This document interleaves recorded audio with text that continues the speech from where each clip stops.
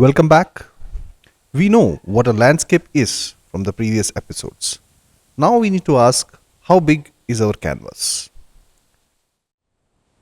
Most people think our job stops at the property line of a single house, the backyard patio.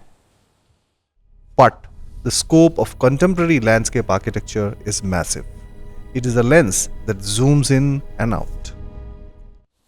In the morning, you might be choosing the exact texture of a paving stone for a small garden, and in the afternoon, you might be looking at a satellite map to reroute a river for a whole city. This is the magic of the profession. We operate on multiple scales simultaneously. Today, we are going to travel the entire spectrum from the micro to the macro.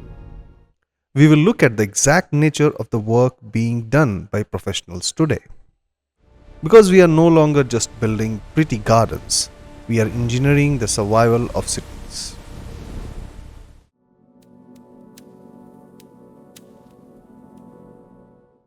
Let's start at the smallest level, the micro scale. This is the intimate space, the human scale. We are talking about private courtyards, pocket parks, and residential healing gardens. Here, the work is highly tactile. The user will physically touch the materials, they will smell the plants. The contemporary designer focuses on absolute precision here. How does the water sound when it hits the stone? Does the seating encourage conversation? Does the lighting create safety at night? It is about creating a psychological sanctuary, a small slice of order in a chaotic world. But even at this tiny scale, modern professionals are dealing with complex ecology. We design rain gardens that capture roof runoff before it floods the city streets. Every drop matters. But a courtyard is just one pixel on the map. Let's zoom out to the next level.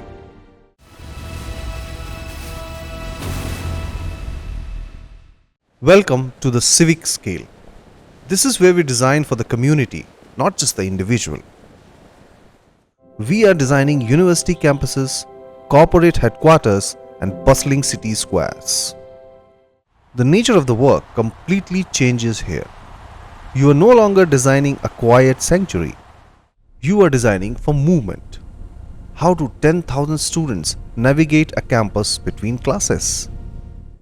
The pathways become arteries, and the central lawns become the heart of the institution. At this scale, the landscape architect is a social engineer. We create spaces where people naturally gather. We design the steps where friends meet and the shaded benches where workers take a break. It requires a deep understanding of human psychology, crowd safety, and accessibility. If a public space is empty, the design is failed. It must invite life. Now let's zoom out again.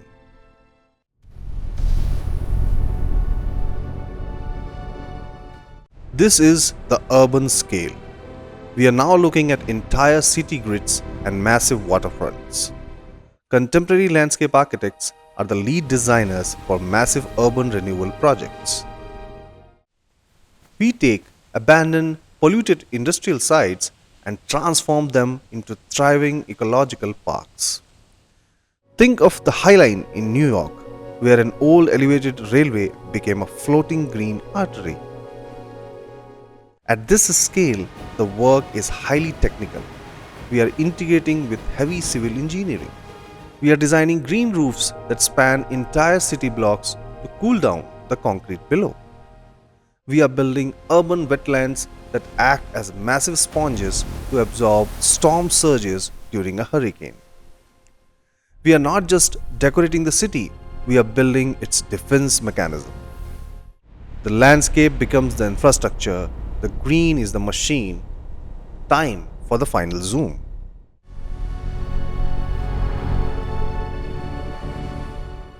And finally, we reach the macro scale, the regional level, the view from the satellite. At this massive scale, we are managing national parks, entire watersheds, and coastal systems. You're not designing a path or a bench. You are designing environmental policy and preservation. How do we protect a forest from a growing city? How do we repair a mountain destroyed by mining? We use Geographic Information Systems (GIS) to analyze millions of data points across a continent. We track wildlife migration corridors. We map out floodplains for the next 50 years. This is planetary management. The stakes are incredibly high and the timelines span decades. A regional planner plants seeds for a forest they will never live to see fully grown. So, what is the nature of this profession today? Let's summarize our journey.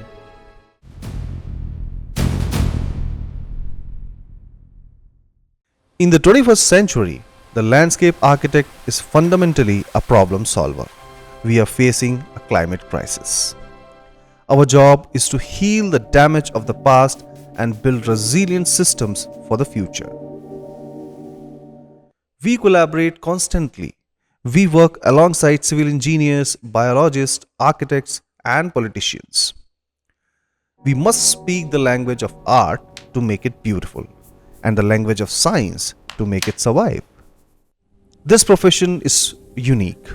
We are the only ones who are trained to look at a flower and a satellite map in the same day. If you love variety, you pick the right major. You will never be bored. Perfect. We have now established the definition, the spectrum, and the massive scope of this field. You have built the foundation. You are now ready for the next phase. We are going to launch the time machine. In the next episode, we begin our historical overview, a journey back to very first gardens. We will travel to the ancient world to see how humanity first started shaping the earth. Make sure you are subscribed to this masterclass, and I will see you in the past.